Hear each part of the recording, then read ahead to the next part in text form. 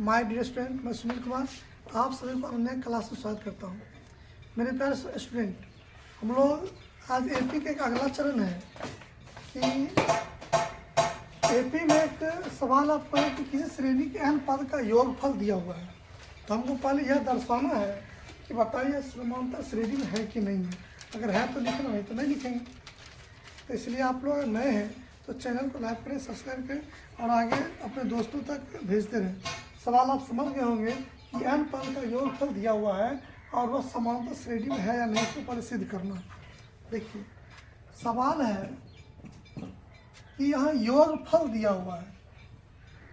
योग मतलब SN होता है, यानी हमको SN का मान दिया हुआ है 2n² + 3n। इससे हमको टी का मान निकालना। तो पहले n का मान 1 रखेंगे।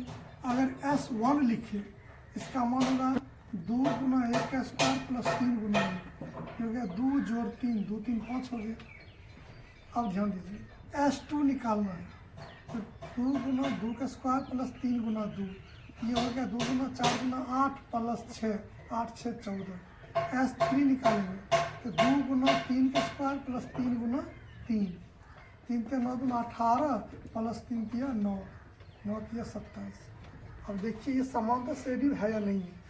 तो आप जानते हैं कि जो पहला S1 निकला उसी का नाम T1 भी कहलाता है। जो पहला पद है, पहला पद का योग रूप नहीं होगा, यानी T1 हो गया। जो Tn हुआ वही SN भी होगा। और T2 का मान हम बोल सकते हैं T1 + T2, यानी दो पदों का योग जो है वह S2 हो गया। अगर 3 पद है तो 3 पद का योग क्या कहलाएगा? S3 कहलाएगा। अब आपको समझ आ गया कि S1 का मान T1 के बराबर हो गया, लेकिन S2 का मान T1 + T2 के बराबर हो गया। अब बताइए कि हम इस दोनों को हल करेंगे कि T2 अगर निकालना होगा क्या करेंगे? T2 निकालने के लिए हम क्या कर सकते हैं कि S2 में से S1 को घटा सकते हैं। S2 का जो मान है वह है T1 + T2 और S1 का मान है T1। ये कट जाएगा तो T2 हो जाएगा। अब बताइए S2 का जो मान है वो कितना के बराबर है? 14 के बराबर है। S1 का मान कितना के बराबर है? तो 5 के बराबर है। तो 14 में से 5 घटा तो 9 हो गया, यानी T2 का मान 9 निकल गया। अब बताइए आप कि T1 का मान हमको दिया हुआ है 5, T2 का मान 9, तो हम D का मान निकालेंगे क्या, या T3 भी निकाल सकते हैं। तो T3 निकालने क्या करेंगे? तो T3 निकालने के लिए हम क्या करेंगे कि S3 में से S2 को घटाएंगे। S3 का मान है 27, S2 का मान है 14, घटे कितना हो गया? 7। हुआ ना? इसका मतलब हो गया कि मतलब T1 का जो मान निकला, T1 का मान 5 हुआ, T2 का मान 9 हुआ, T3 का मान 7 हो गया। क्या ये AP में है? तो AP में चेक करेंगे तो D = T2 - T1 = T3 - T2। तो देखो T2 का मान 9 है, T1 का मान 5 है, T3 का मान 7 है और T2 का मान 9। कोई दिक्कत? ये घट के 4 हुआ, घट के -2, बराबर हुआ? बराबर नहीं है। इसका मतलब है कि यह समांतर श्रेणी में नहीं है। समझ लीजिए फिर से कि हमको जो दिया हुआ है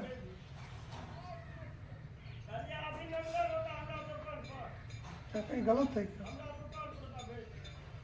इससे SN का मान निकला 2n² + चेक कर लेते हैं। SN का वैल्यू 2n² + 3n। हमने 1 रखा तो 1 का स्क्वायर रूट 3 1, यानी 2 + 3 5 हो गया। तो S1 का मान T1 के बराबर होता है। S2 का मान 2 × 2² + 3 × 2, तो 2 × 4 × 8 + 3 × 6, 8 6 14 हो गया। यानी S2 का जो मान निकला वो T1 + T2 के बराबर निकला।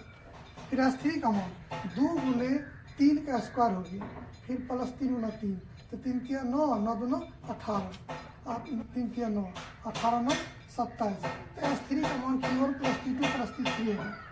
अब हमको क्या है? T1 तो समझ गए, T2 चाहिए। तो T2 निकालने के लिए S2 में से S1 घटाएंगे। तो T2 निकालने के लिए S2 में से S1 को घटाएंगे, तो 14 में से 5 घटा तो 9 हो गया। ठीक है। अगर T3 निकालना है तो T3 निकालने के लिए T3 निकालने के लिए S3 में से S2 को घटाएंगे। तो S3 का मान है 27, S2 का मान है 14। 27 और 14 घटाएगा तो कितना? गलत है ये, हाँ ये गलत है। 7 में से आएगा 3, ये 13 हो जाएगा ना। चलो अब T3 का मान निकला 13, T2 का मान 9, T3 का मान 13, तो T1 का मान 5, T2 का मान निकला है 9 और T3 का मान निकला 13। तो हमको कहता है कि AP में है या नहीं सिद्ध करना है। तो AP निकालने के लिए हमको D का मान बराबर होना चाहिए। तो D का जो मान निकलेगा T2 माइनस T1, तो T2 का मान है 9 और T1 का मान है 5, T3 का मान है 13 और T2 का मान है 9।